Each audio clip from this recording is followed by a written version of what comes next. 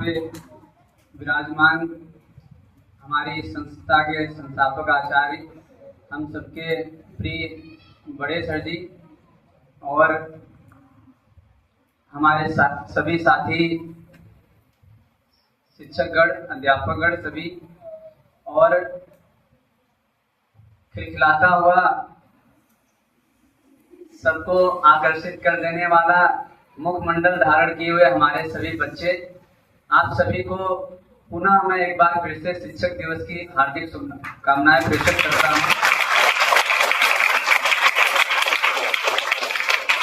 आपने ये जो कार्यक्रम अरेंज किया है, जो व्यवस्थाएं की हैं, आपके अंदर जो अपने शिक्षकों के प्रति सद्भावनाएं व्यक्त करने की जो ये आपकी आज की प्रक्रिया है, इसको देख करके मैं काफी अभिभूत हूँ, बहुत ही प्रसन्न हूँ और आप सभी को मैं बहुत बहुत धन्यवाद देना चाहता हूँ अपने हृदय से। सभी शिक्षकों के प्रति जो आपने आदर भाव, जो प्रेम आज प्रकट किया है, उसके लिए कोई शब्द काफी नहीं है और बहुत ही अच्छा लग रहा है। सभी को बहुत बहुत धन्यवाद।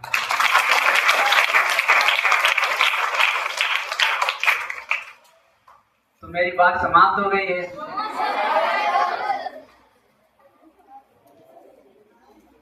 आपने नो सर बोला है, मुझे सुनाई भी दिया है, लेकिन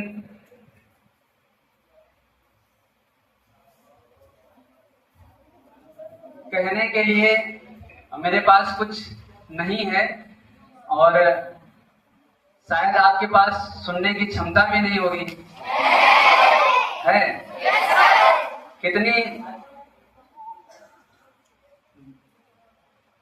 आश्चर्य कर देने वाली बात है कि रोज वही खड़ूस वाला चेहरा, रोज वही कर्कश आवाज, रोज वही फालतू के लेक्चर, इतना सुन सुन करके भी आप कह रहे हैं कि हम फिर भी सुनना चाहते हैं। तो ये बहुत ही आश्चर्य वाली बात है। तो अगर आपकी इच्छा है तो मैं 1-2 मिनट, 2-4 मिनट या 4-5 मिनट कुछ बोल भी सकता हूँ और जब लगता है कि सुनना चाहते हैं या मैं कुछ मदद कर सकता हूँ अपने विचारों से, तो बोलना वहां पे आवश्यक हो जाता है, एक कर्तव्य हो जाता है।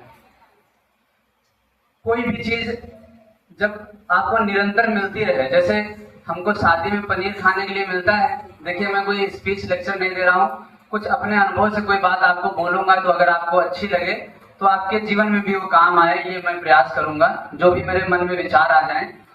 तो आप शादी में पनीर खाते हैं कि नहीं? पनीर वाला एरिया स्पेशल ढूंढते हैं आप, किधर है, ढूंढते हैं कि नहीं? उसमें फिर शाही पनीर, मटर पनीर, कढ़ाई पनीर, कौन सा स्पेशल है वो भी ढूंढते हैं। लेकिन यदि मैं कहूं कि आपके घर में प्रतिदिन रोज पनीर बनने लगे, रोज पनीर बनने लगे, तो हफ्ते भर बाद आप कहेंगे कि बस करो, अब नहीं हो पाएगा। विद्यार्थी जीवन नर्सरी से लेकर 12 तक इस तरह चलता है कि बहुत सी चीजें रोज होती हैं। वहाँ सौरभ पाल आए हैं, अंश के पिताजी सौरभ आया है, उसको पीछे 2 चेयर और ले आओ, वहां पे बैठा दो। तो मैं जो बात कह रहा हूं, ध्यान दीजिए। अगर कोई चीज आपके जीवन में रिपीटेडली हो रही है तो हम उससे ऊब जाते हैं, बोर हो जाते हैं। बोलो भाई, हो जाते हैं कि नहीं? जैसे अभी आधा घंटा कार्यक्रम चला है, ये आगे सिमरन बैठी है, ये छोटी छोटी बच्चियां बैठी हैं, आपस में बात करने लगी हैं, अब इनसे नहीं सुना जा रहा है। लेकिन 12 साल लगातार कोई चीजें रोज हो, हैरानी वाली बात है कि नहीं है? तो टीचरों के लिए कितना मुश्किल होता है। मैं शिक्षकों की तरफ अपनी बात लाना चाह रहा हूँ कि आपको इन्वॉल्व रखना, आपको हर रोज नई नई चीजों से आकर्षित करना और पुरानी चीजों को, रोज करी जाने वाली चीजों को भी इस तरह कराना, इस तरह बताना कि आपका मन लगा रहे, ये बहुत बड़ा कार्य होता है। तो मैं यहाँ बैठे और दुनिया में सभी शिक्षकों को बहुत बहुत बधाई देना चाहता हूँ कि वो इतना बड़ा कार्य कर रहे हैं। सभी टीचरों को ताली बजा दीजिए। आसान नहीं होता है। तो ये जो मैंने आपके समक्ष महत्व बताया है टीचर का, इसको आपको समझने की आवश्यकता है। अब आपको एक मैं अपने अनुभव की बात बताता हूं, सुनना चाहेंगे? अभी मैं सुबह अपने पिछले साल की स्पीच की वीडियो सुन रहा था। पिछले साल जो टीचर डे में मैंने यहाँ पे बोला था। हाँ, तो एक बच्ची बता रही है इंग्लिश में भी सर जी बोले थे, तो 6 मिनट मैंने इंग्लिश में बोला था, 28 मिनट हिंदी में बोला था। मुझे 34 मिनट बच्चे सुने थे। तो उसमें मैंने बहुत सारी चीजें कही थी। एक आप लोगों से प्रॉमिस, 2 चीजें की प्रॉमिस कराई थी मैंने। याद है किसी को? नहीं याद है, मैं याद दिला देता हूँ। आपने किया है, उसमें काम किया है। पहली मैंने प्रॉमिस कराई थी कि अगर संसार में, इस मनुष्य जीवन में आपको मुसीबतों से बचना है या अपनी छवि को अलग तरीके से व्यक्त करना है, तो एक काम आपको जरूर करना सीखना होगा, आदत बनानी होगी। वो कार्य थोड़ा कठिन होता है। और मैंने आपसे कहा था, मैंने उसमें लाइनें बोली थी कि भारत भूमि में जन्म पाके, उत्तर प्रदेश में जन्म पाके, एसएस विद्या मंदिर में पढ़ाई करके, यदि आपके चेहरे पे 12 बजे रहते हैं, कुछ लोग का चेहरा देखो तो इतना निगेटिव रहता है कि मन उदास हो जाता है, और कुछ बच्चों का चेहरा देखो तो देख के ही प्रसन्नता हो जाती है। तो मैंने एक चीज कही थी कि यहाँ पढ़ने के बावजूद भी यदि आप उदास रहते हैं, फीके रहते हैं, तो कितनी आश्चर्य की बात है। तो मैंने कहा था आपका चेहरा ऐसे खिलना चाहिए कि रात में कोई बल्ब बंद कर दे तब भी उजाला हो जाए। तो जब मैं अभी आया तो बच्चों के मुस्कुराते हुए चेहरे देख करके मैं भी मुस्कुराने लगा। कभी कभी अभी मैंने बताया कि टीचर कितने बड़ी एक्टिंग करते हैं। दूसरी बात जो मैंने पिछले स्पीच में बोली थी वो आपको याद दिला देता हूँ। मैंने पिछली बार कहा था बहुत सारे बच्चे गिफ्ट लाए हैं। तो गिफ्ट लाना बुरी बात नहीं, अच्छा लगता है सबको कोई गिफ्ट लाता है। लेकिन मैंने आपसे कहा था मुझे अगर कोई गिफ्ट देना चाहता है तो मेरे लिए सबसे कीमती गिफ्ट क्या है? याद है? हाँ, याद होगा। वो भी मैंने देखा बच्चों ने किया है। मेरे लिए सबसे कीमती गिफ्ट होगा कि ये जो आप उपहार ला रहे हैं इनसे मैं प्रसन्न होता हूँ। बच्चे मुझे पेन देते हैं, अन्य चीजें दे रहे हैं। अभी एक बच्चा खाली पेन मुझे दे करके गया। कक्षा 2 में बच्चे पेन ढूंढ रहे थे, मुझे बहुत हंसी आ रही थी। तो देख रहा है कि सब दे रहे हो, हम क्या करें। तो टीचर का एक खत्म हुआ लाल पेन कहीं से ढूंढ के लाया हो और उसी भीड़ में मुझे पेन पकड़ाया। उसमें कैप भी नहीं था, लेकिन उसका पेन मुझे बहुत पसंद आया। क्यों? क्योंकि वो पहुंचना चाहता था मुझ तक कि वो मैं भी पेन दूं। तो सबसे बड़ा गिफ्ट मेरे लिए ये है कि आप जब इस विद्यालय में पढ़ रहे हो या यहाँ से जाने के बाद आप कोई कृत्य ऐसे करें, कोई कर्म ऐसे करें कि जब मैं सुनूं कि आपने ये उपलब्धि हासिल की है, आपने किसी की मदद की है, आपने ये सेवा की है, आपने ये अपने जीवन में एक मुकाम हासिल किया है, तब आपकी वो प्रशंसा किसी तीसरे के माध्यम से जब मेरे पास पहुंचे, वो मेरे लिए सबसे बड़ा गिफ्ट होगा। और मैंने कहा था ये गिफ्ट आपको मेरे तक पहुंचाने हैं।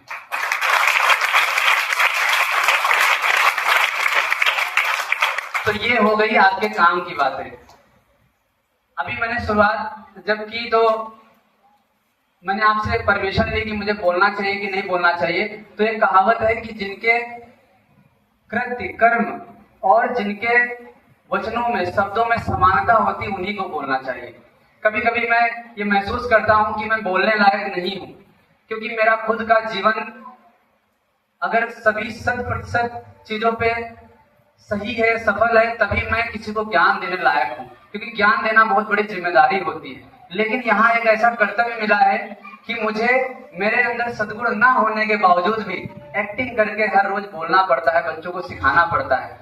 मैं बच्चों से रिक्वेस्ट करता हूं कि हमारे टीचर्स में या मुझ में आपको कोई अच्छाई दिखाई देती है तो उसको धारण करके अपने जीवन में उसको जीने का प्रयास करें। लेकिन अगर कोई कमी दिखाई देती है तो कभी किसी की दोष दृष्टि नहीं करनी चाहिए, दोष दर्शन नहीं करना चाहिए।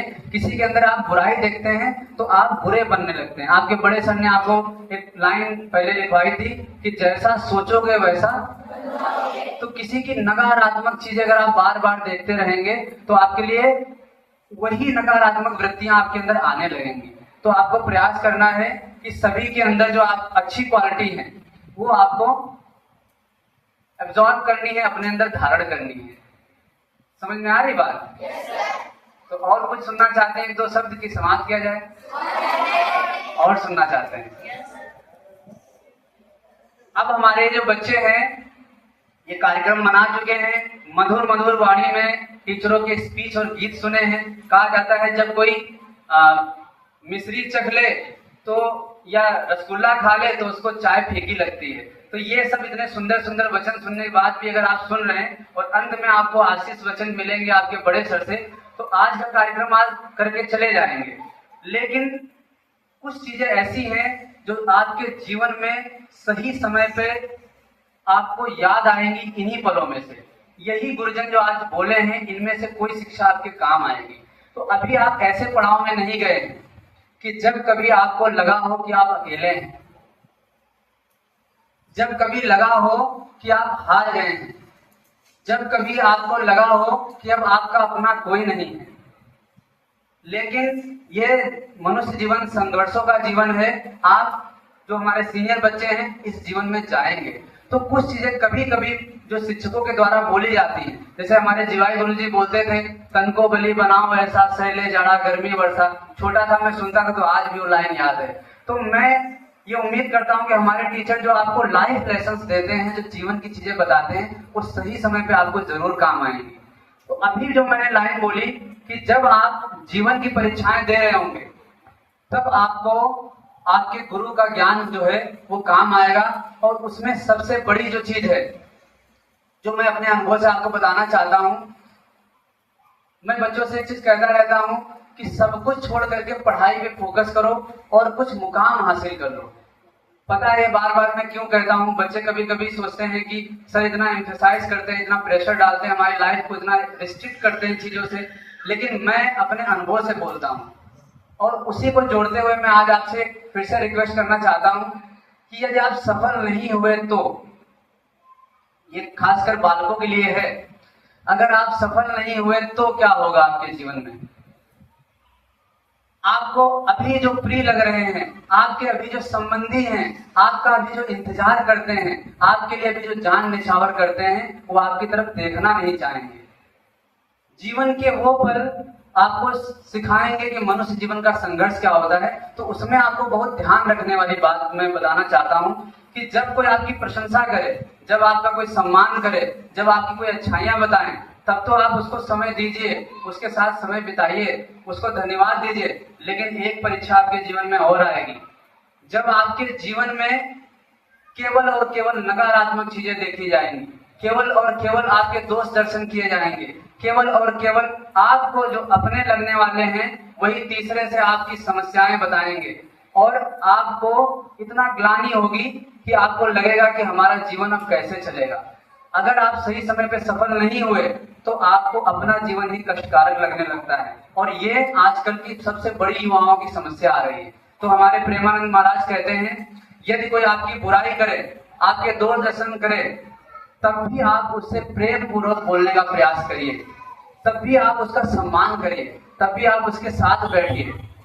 क्योंकि उसने जो इच्छाएं की आपसे, आपने उनकी पूर्ति नहीं की तो उसके हृदय को कष्ट है, उसकी कुछ पीड़ाएं हैं, लेकिन आपको समझना चाहिए कि हाँ हमारा दायित्व क्या है। तो ये चीजें बोलना आसान है, लेकिन जब आप सब तरफ से घिरे होते हैं, सब तरफ से आपको केवल नेगेटिविटी दिखने लगती है, तब आप जीवन में शांत पड़ने लगते हैं। और वो जीवन का सबसे मुश्किल समय होता है। खासकर 25 साल से लेकर 30 साल की जो उम्र होती है वो इतनी टफ होती है। यहाँ से बच्चा या तो स्टैंड करता है या तो वो अपने रोजमर्रा की जिंदगी को एकदम लाचारी वाले जीवन में ढाल देता है। तो मैं आशा करता हूँ इसमें जो मेन कंसर्न रहता है बच्चों के दिमाग में रहता है, अभी तो आप प्रशंसा के पास रहें, लेकिन कभी कभी बच्चा बड़ा होकर के, जो इंटर में है, जो फर्स्ट ईयर में है, अभी से उनके सामने समस्याएं आने लगी हैं, वो बच्चे सोचते हैं, ये मैंने अपने फ्रेंड से रिव्यू लिया है। तो एक चीज होती है, ध्यान दीजिए सभी लोग, आपको कोई परेशान करता है, कोई आपको किसी तरीके से नुकसान पहुंचाता है तो आप उसको क्षमा कर देते हैं कि नहीं? कभी कभी आप उसको माफ कर देते हैं। लेकिन एक सबसे खतरनाक चीज आपको मैं बताऊंगा, वो खतरनाक चीज ये है कि आप दूसरों को क्षमा कर देते हैं, लेकिन अपनी ही रोज की निंदा सुन सुन के कभी कभी बच्चा जो होता है वो इतना खुद को निर्लज समझने लगता है, इतना गिरा हुआ समझने लगता है कि उस खुद से ही ग्लानि करने लगता है। वो समझता है मैं ही समस्या हूं, और जब वो ये सोचने लगता है मैं ही समस्या बन गया हूं, तब उसके जीवन में आशा की किरण समाप्त हो जाती है। तो मैं आपसे रिक्वेस्ट करना चाहूंगा, दुनिया आप पे कितने आरोप लगाए, दुनिया आप पे कैसे भी प्रत्यारोपण करे, दोषारोपण करे, लेकिन खुद को माफ करते रहना।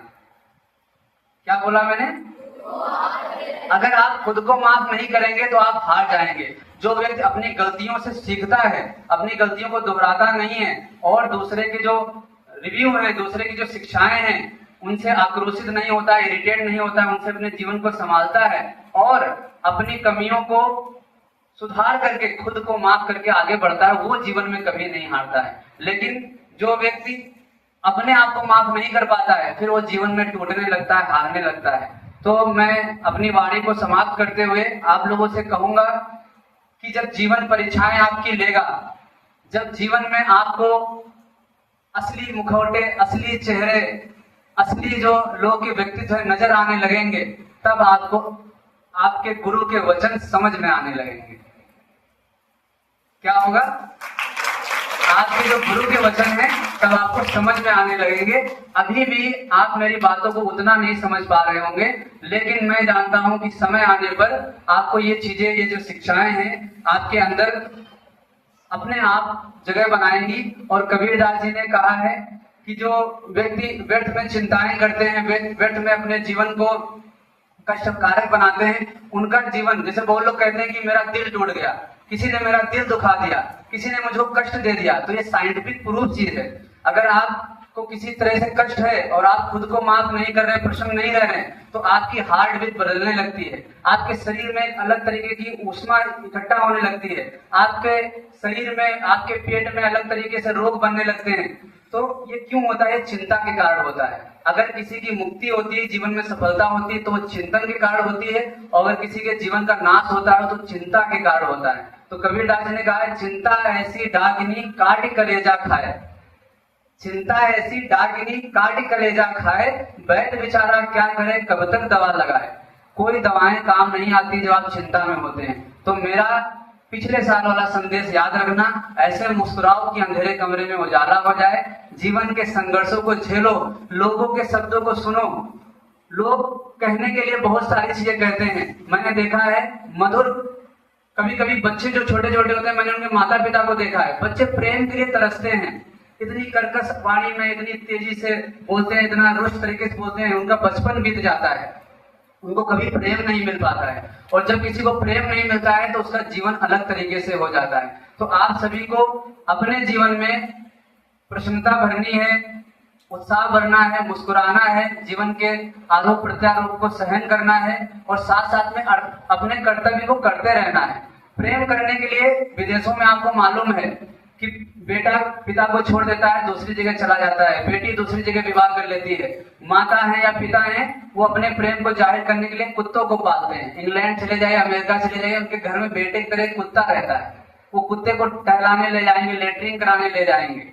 अब इंडिया में भी ये चीजें हो रही है धीरे धीरे, गाय को छोड़ के लोग कुत्ता पाल रहे हैं। मैंने देखा है बहुत लोगों को किसी इंसान से मधुर वाणी में नहीं बोलेंगे, बेटा भैया बिटिया करके बात नहीं करेंगे, लेकिन कुत्ते को बैठा करके कहो उसको कितनी देर बात करें।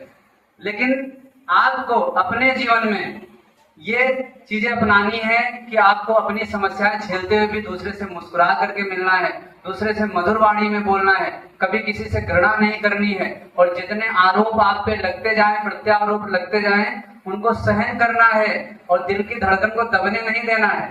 दिल की जो धड़कन है उसको पहले की तरह ही उजागर रखना है, उत्साही रखना है, और मेहनत से जो भी कर्तव्य विद्यार्थी जीवन को अपनाइए। आप घर में पुत्र हैं, पुत्री हैं, अपने माता पिता के लिए जो आपके कर्तव्य हैं उनकी सेवा करना, उनके साथ बैठ के समय बिताना, उनकी बात को समझना।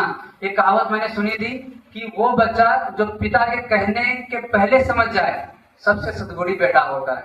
वो बेटा जो पिता के कहने के बाद करे वो सेकेंड कैटेगरी का होता है, और थर्ड कैटेगरी का जो बाप कहता रहे तब भी ना करे वो सबसे दुष्ट बच्चा होता है। तो आप प्रथम श्रेणी के बने, आपके माता पिता आपसे कह ना पाए, वो मन में सोच रहे हो, आप उनके दिल की बात समझ जाएं, ऐसे पुत्र बने, ऐसे पुत्री बने। बहुत बहुत धन्यवाद। मेरी बात समाप्त होती है।